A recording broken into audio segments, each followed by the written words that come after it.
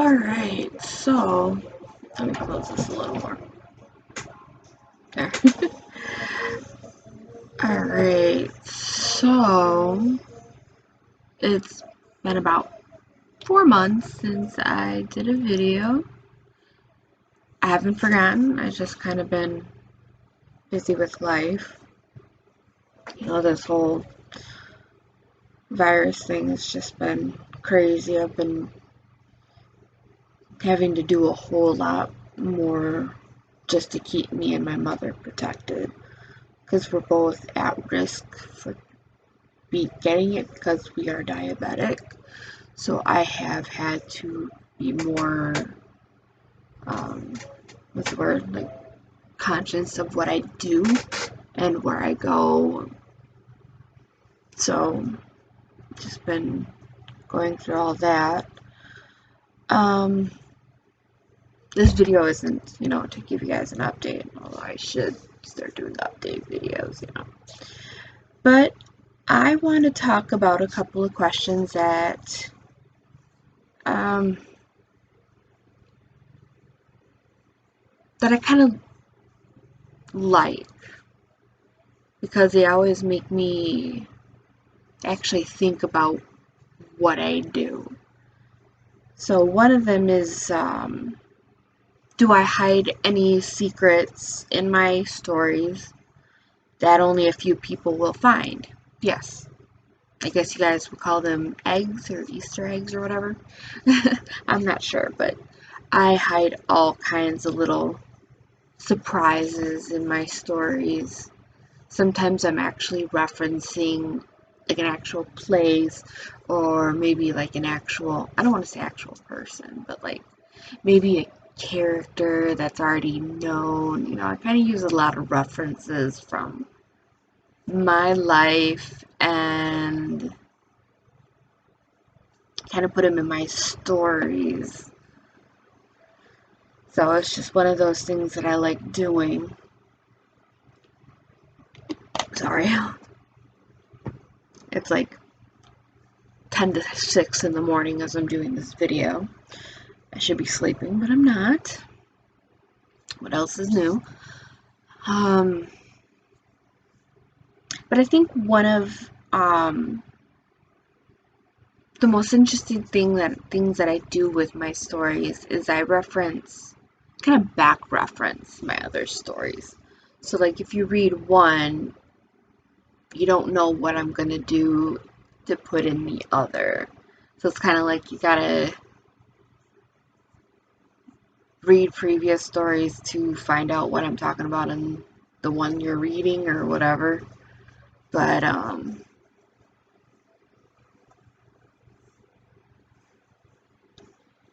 yes, I do put a lot of secrets in my stories, and I'm always excited to see who can actually find them or who notices them and is like, hey, you put this here, blah, blah, blah. And I'm like, yes, somebody did. So whenever somebody always finds my secrets in my stories, I'm always excited to hear when people actually find them. So I'm like, it makes me so happy. Because you know how you sometimes find those readers that are like, oh yeah, I really liked it. So you don't really know how they feel. So it's like, I always feel like when people say that, they're like, oh yeah, I liked it. It's not really the feedback that some writers want or need. They actually want your feedback. They actually want you to say, oh yeah, I really like this and I really like that. And I don't know how I got on this topic, but it for me, it's a very big thing for when, I guess, my readers do read through my stuff and they give me feedback. That makes me a better writer. And I think that's why I do that. I put a lot of secrets in my stories, because then I know if they were actually reading it or not. Because if they're not reading it, then I'm like, okay, they're really not gonna find it, because I've met quite a few people who just skim through my stories, especially if it's like a story that has a lot of, you know, dirty stuff in it. I know that they didn't really read the content of the story. They just like skimmed through until they found the dirty stuff and read that. And they're like, oh, I like this. I was like, oh, so what do you think of blah, blah, blah? And they're like, oh, yeah, I liked it. It's like, did you really? Did you? So it's like, if you're really going to, how do I say it? If you want to be one of those readers that is effective to a writer, don't just say, oh, it's good, I liked it. Be honest, because some of these writers are looking for honest criticism. Like, I'm always honest, and sometimes I always think I'm a little too honest. But, you know, if somebody's asking me, hey, read this, tell me what you think, I'm going to be honest and tell them what I think. Like, I did that to one of my friends, and I feel kind of bad, but I didn't want to just be one of those that are like, oh yeah, I like it, because I I don't like doing that to people. I just like being honest and telling them if I actually liked it, or if I didn't, and or if it was just confusing, but it sounded like a good idea. They just gotta clean it up. Even if they're not an actual writer and they're doing it for fun, you still want to know. You still want to make sure it's like, oh yeah, I actually like this part.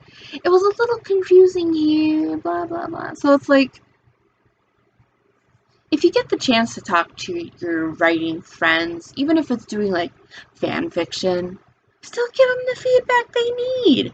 It's always good to help, no matter what it is. Somehow this became like almost like a PSA for readers. Sorry. But I it still leads with my question that I'm answering with if I hide any secrets in my stories. Like I said, that's how I know if people are actually reading them and they catch that. Because I love doing that to my readers. I have one friend, Sam. Hi, Sam. As I always go to her for reading my stories because then I can talk to her and I really can talk to her and she gives me her honest feedback. I know sometimes I feel like I burden her with my stuff and I don't mean to, but I really value her opinion. And I'm getting some good stuff back from one of my other friends, Kiana. She's giving me good feedback too, so I'm like, hey, I'm really liking this. Because before all this, I only had maybe one or two people my entire life read my stuff. So I've always been afraid because so many people are so judgmental about it. They don't understand it. Like, I don't get it. You can like literally like feel that weird face they give you, even if they're straight faced, but you can still feel it in their attitude. It's like, you said you wanted to read it. Why are you questioning it now? I digress. But yes, Sam always finds all of my little, I don't know, secrets, my little Easter eggs. And it always makes me really excited when she notes that and she's like, I can't believe you did that. I had to go back and I had to make sure that was right. She always teases me when I do that too, because she's like, I bet this was hard for you to write because you had to go back so many stories. I'm like, yeah. I'm like, what did I do here? So I'm always grateful to Sam for always helping me out with my stuff. And I don't think there's anything I can really do to show how much I appreciate what she does for me in my writing. I just really love it that she's there for me, and I wish more like amateur writers and even fan fiction writers had somebody like her that can just give them feedback to make it better. Because honestly, I've read quite a few fan fiction. I'm like, oh, what you writing here? What you thinking about? Because some of it they hop around so much, or there's like big hunks of material missing in between each part. Some stories, you just want to get right to it and you're like, bam, this is what it is, and then it's done. Those are great, but what do they call them? PWP? Plot what plot? Yeah, that's just for the people that want to get to the juicy stuff and then be done. Which is always good, because I always write those too, but I still end up with a little bit of heft to my PWPs.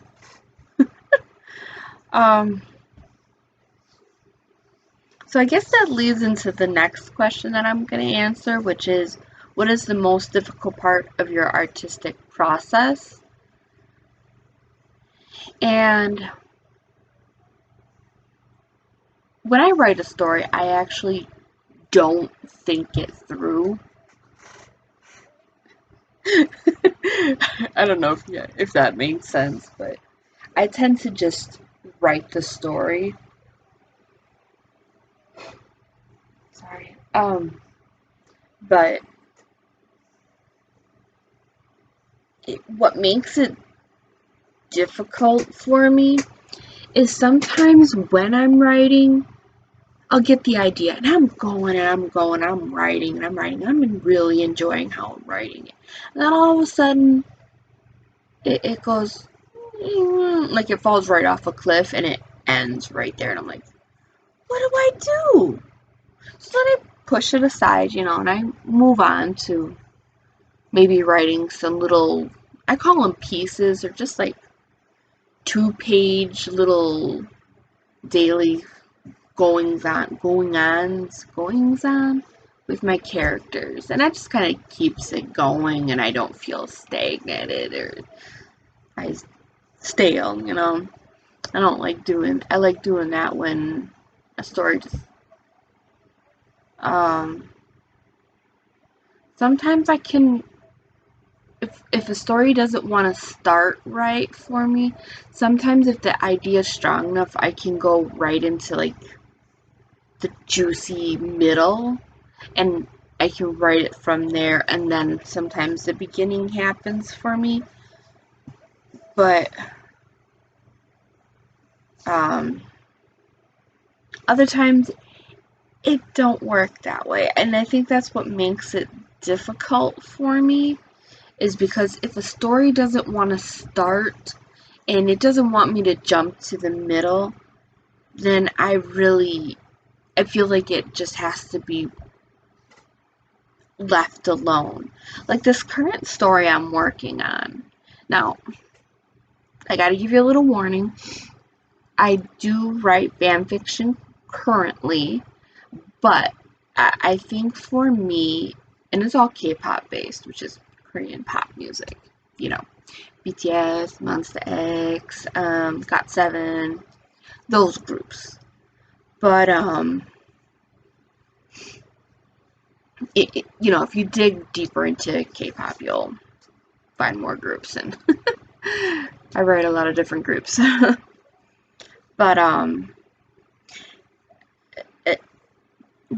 what makes it difficult is I get an idea and it starts developing, and I can feel it in my head developing.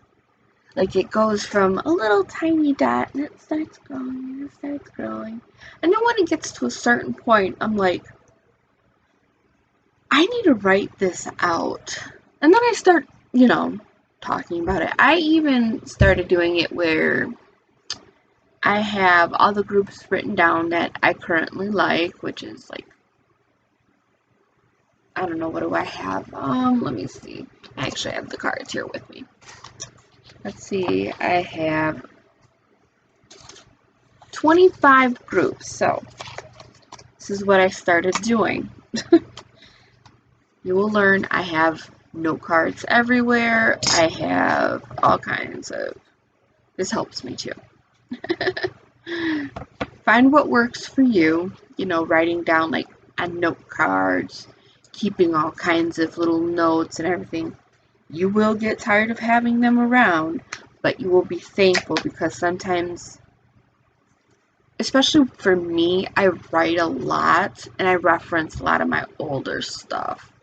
So keeping little note cards like this big or even small papers, it helps.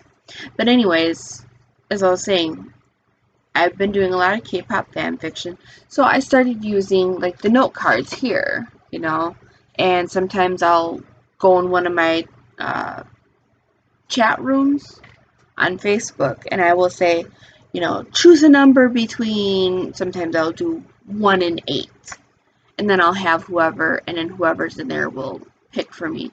If it's a draw, then I'll have one of them do rock, paper, scissors. And my friend Sam helped me kind of make it easier.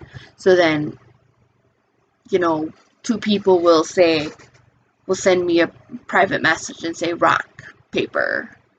And then whoever, how rock, paper, scissors goes. So then if that person wins, then that's the group I choose. And how I did it was I wrote all the groups, on the back of the cards. I don't know if you can see that. See? Like this one is BTS. It's going to be backwards. Don't make fun of me. So then that's how I do it. And then sometimes then I'll say, if I know the group I want to deal with, I'll say, give me a number 1 through 7. And then I'll see which member they choose, especially if it's like an individual instead of versus the group. And that's how I've kind of been choosing now, because it makes it a lot easier for me, because I always end up developing the idea first as opposed to the characters that goes in it. And once I find the characters that fit that idea, then I feel like it develops more. But sometimes the characters don't always fit the story, and I end up feeling like I flip through like my mental files a lot. And I'm sorry. Like I said, I'm doing this at like 6 in the morning. But I think sometimes I have to switch my characters and be like, okay, it won't work with you two.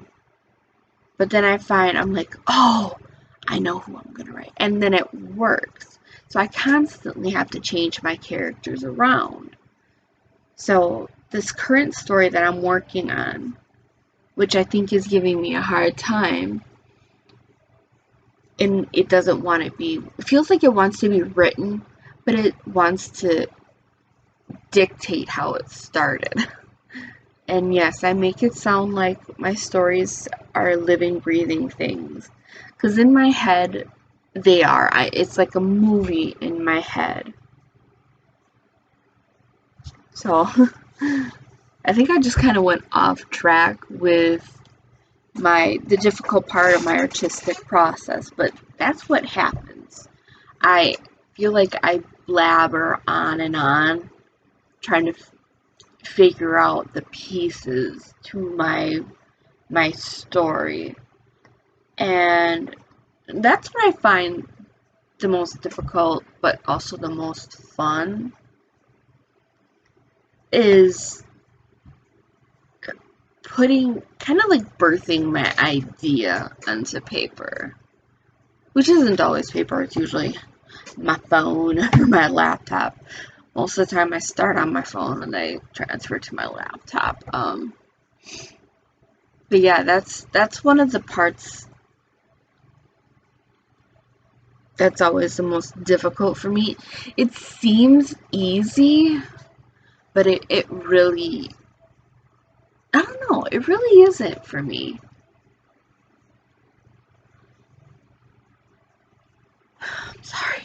It really isn't. It may seem like it, and maybe for some people it is easy. For me, it really isn't easy. Yeah, no. I make it difficult, I guess. Or maybe it's easy for it seems easy for me and it's difficult for other people. I don't know. I just know that my most difficult process is actually birthing the idea from my head onto whatever I'm using, whether it's paper or laptop. And then sometimes I have a hard time finding the right words to express what I'm feeling because I don't want to use a whole lot of words because you don't want to be wordy when you're writing, whether it's a technical paper or even when you're creative writing, you don't really want to be doing that kind of stuff. But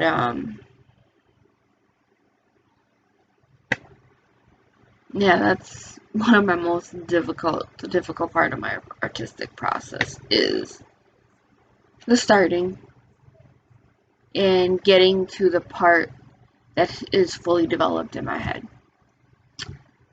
Plain and simple. So the last question that I was asked, and I've been asked this so many times, was what was my hardest scene to write? For me, usually it's um, when I picked up writing again and I started doing started using K-pop to help me get through what essentially was a very hard time for me.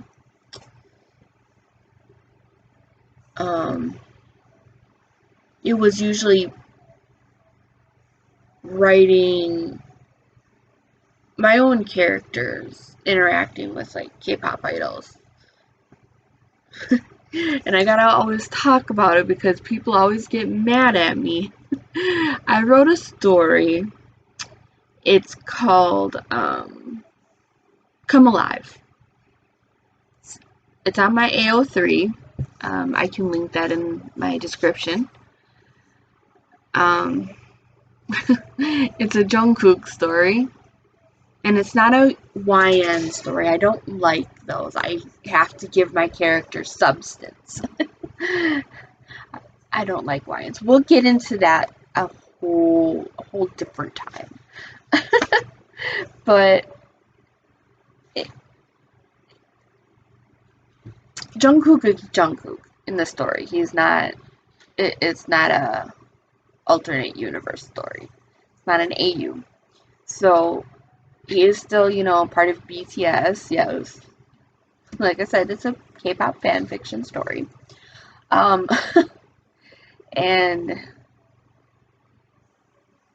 I don't know what made me write this. I think because of what I was going through, because I was having a lot of pains in like my abdomen and my stomach. So I wrote this story where my female character, I don't remember her name off the top of my head. I wrote this like back in 2017. She has stomach cancer and she goes to Korea to see if she can basically stay alive. And she meets Jungkook. I don't want to say it, but I feel like they fell in love. But not like a deep love, but like a puppy love. That cute little fluttery feeling. Yeah, I know. I kill her in the end. Oh, I had some people hating me for that. They're like, it's a great story, but why did you do it? I'm sorry. I made Jungkook sad. I guess a lot of people don't like it when the Golden Maknae is sad. Yeah, that's one of his nicknames. Side. But yeah, I killed her off, and I never used her again. I think that was one of my more difficult stories to write, when I kill off my characters. And I think it was almost a whole year before I started writing like smut in my stories. And I think that was the most difficult, because it's been like a while since I wrote that kind of stuff. And even then, I wasn't very descriptive about it, and I didn't really talk about a lot about the act itself. Because I wanted to lead the reader on and kind of let them develop it in their heads. You know, and either they're like, oh my god, this was amazing, or they're like, wow, was this really what you just wrote? Yeah. And for like the first, I want to say, year and a half, it was just mainly BTS fanfics that I was writing, because I felt comfortable writing them, and because all the ideas that popped into my head, it seemed to fit with them. And I kind of credit them with helping me get back into writing, because prior to that, I wasn't really writing a lot. I had major writer's block. And yes, that is something that will happen to every single writer. You will get writer's block. And it just depends on how you deal with it, which, again, I think I've talked about a lot. Sorry, I move a lot. I know I've talked about writer's block quite a bit, but I think I think I'll really get into talking about writer's block in a different video, and I'll ask my writing friends what their methods are for getting through it, and then maybe give you a couple ideas, and maybe post like in the descriptions, I can give you good websites that have tips for getting through that, but that'll be on another video.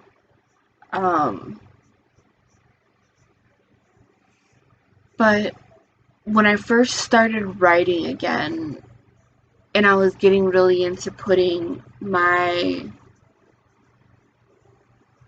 I call them my Gaian characters, because that's the world that I created for all my stories. I think that's when I started putting BTS and other K-pop idols with my Gaian characters. And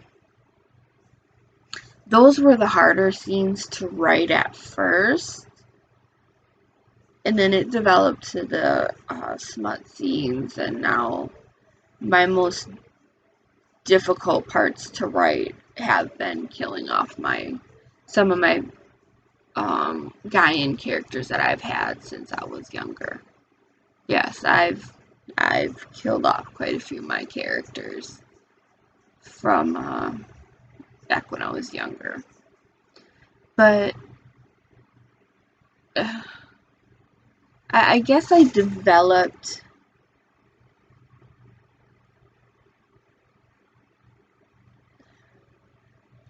I don't know, I developed it from as I progressed and got through it. I got to other harder scenes to write, but I still think that any of character death is always the hardest to me. Character death is definitely the hardest for me. I know a lot of people are going to be like, have you ever killed one of K-pop idols? Honestly, I don't remember if I have or not.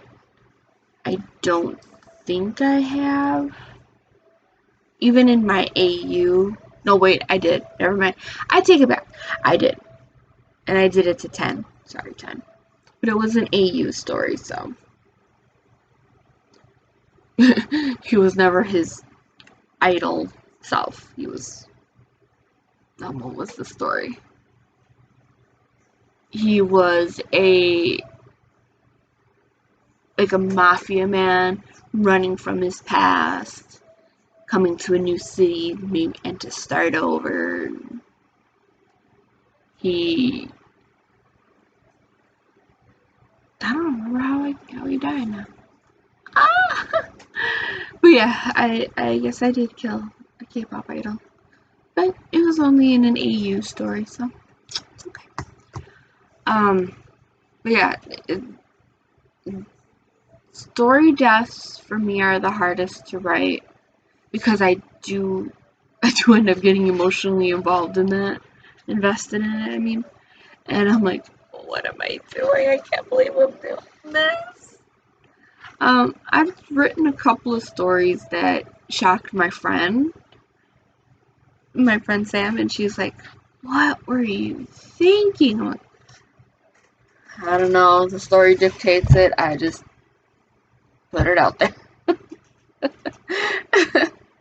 Because I have found it where if you try and deviate from the original idea that's in your head, for me anyways, I feel unfulfilled.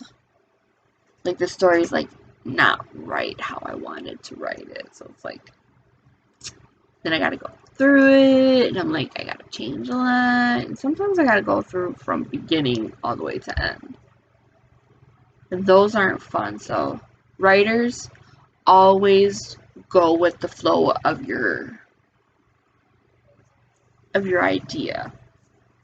Unless, of course, a better idea jumps in. It's like, nah, because then sometimes I can take that original idea, like split it in half, save it for later, and then the new idea is inserted. It's like writing surgery almost. Oh my god, I sound like I'm nuts, but yeah. I think with these 3 questions, I'm going to constantly jump back and forth to them in my other videos. I need to try and stay more consistent with my videos. I'm so sorry, guys. I try and I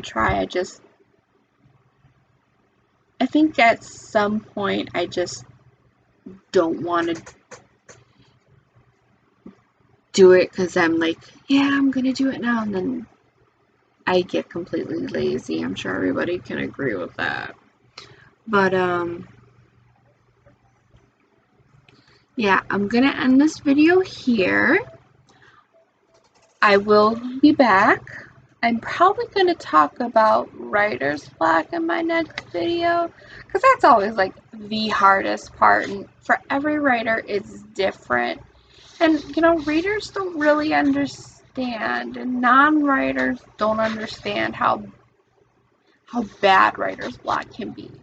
It can also be very debilitating and make you feel sad, unless that's just me. But I think that's what I'm going to talk about next, and get other people's perspective on how they deal with it. And I'm definitely not going to talk about writer's block at 6 in the morning. I'm going to talk about it during the day probably. But that one might take me a little bit of time, so I'm going to try and upload that video next week. If you guys do have any questions for me that you want me to answer, maybe about your own writing or just anything, you know, just ask me in the comments below. I will, if you want to follow me on my Twitter, my Instagram, or even my Facebook, I will post all that below. I'll even put my AO3 down there. I do have quite a few stories in there. Come Alive is in there. Please read that. Don't yell at me, though, for it, because I'm not changing. I love it. But, yeah. Subscribe, like, and I will see you all next time. Bye!